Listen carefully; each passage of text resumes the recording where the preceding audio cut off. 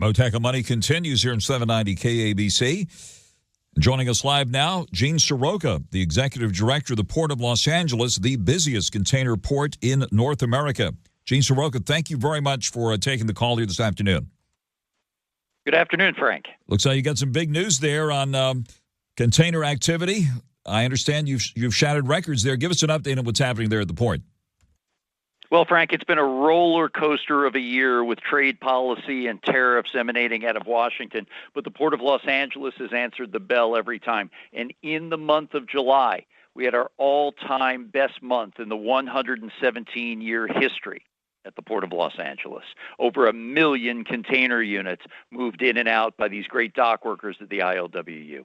Well, congratulations on that. That is very, very big news. And so what's happening? Are goods coming in before the tariffs kick in, or what's been happening there? That's what we've seen. There have been more than 100 announcements on trade policy from Washington since January, Frank. And every time hard policy goes in, cargo volume plummets. When that policy is eased and deadlines are extended, we see pickups in cargo volume. And that's exactly what we witnessed dating back to the month of May, where imports plummeted by 19%. Back half of June soared, and July was that all-time record.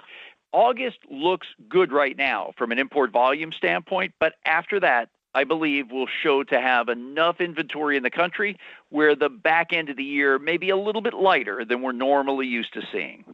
Isn't that something that there were predictions or I guess indications that port activity had slowed to even the worse levels than during COVID for a while there, right? And that was the month of May, the last time we spoke on air, Frank. And then deadlines were changed. Policy was eased. Tariffs emanating from China were dropped by 75%. Cargo started to pick up again. And that's simply what business has been asking for. Tell us the rules, and we'll play to them. Let us know specific dates, and we'll understand how we have to run our business. That's been the elusive part so far.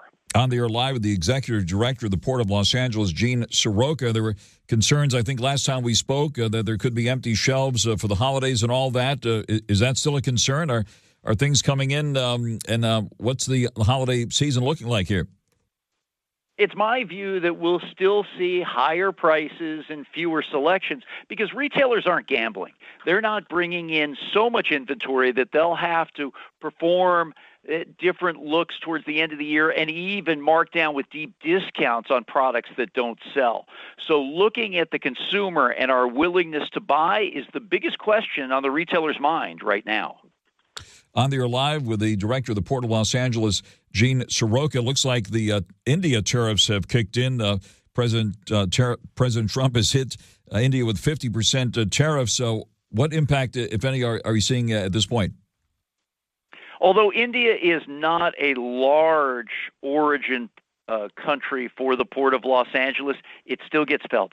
Because similar to steel tariffs, Frank, if they're raised on imports, domestic steel prices will rise up as well. So tariffs in one sector or segment will cause price increases in others. That's the knock-on effect of the policy.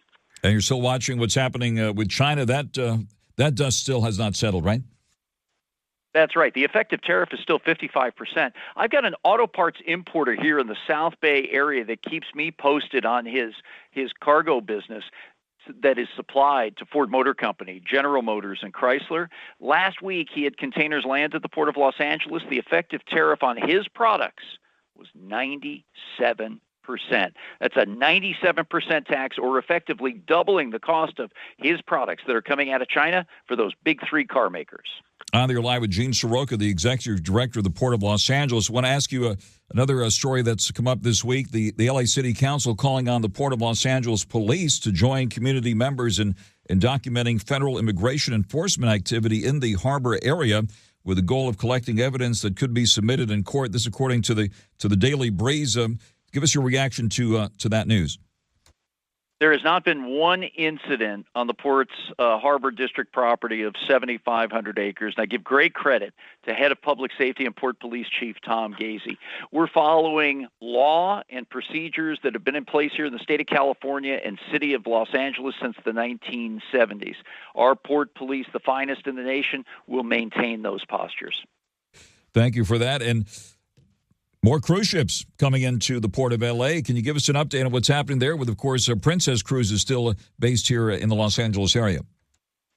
Frank, another exciting part of our business here at the Port of Los Angeles. We expect 240 ships to call here in LA by the end of this year, and we will more than likely exceed our all-time record of 1.3 million passengers. This business is going so well that we're in negotiations now with the awardee to the new Outer Harbor Cruise Terminal, a $500 million project led by the Port of Los Angeles to accommodate these large ships, upwards of 5,000 passengers that want to make LA home.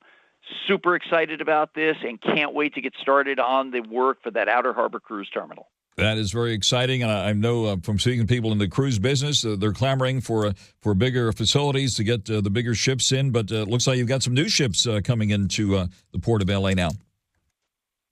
Oh, that's right. The Ovation to the Seas, as we talked about last time, had come in, and folks calling this the home port opportunity for the Ovation. She was just in port yesterday and sailed at 4 o'clock, headed down to the Mexican Riviera, so a regular rotation, and the support we've had from Princess for over 50 years now cannot be underscored. That great, iconic 1970s show, The Love Boat, was filmed right here at Berth 92, and that partnership with Princess continues today.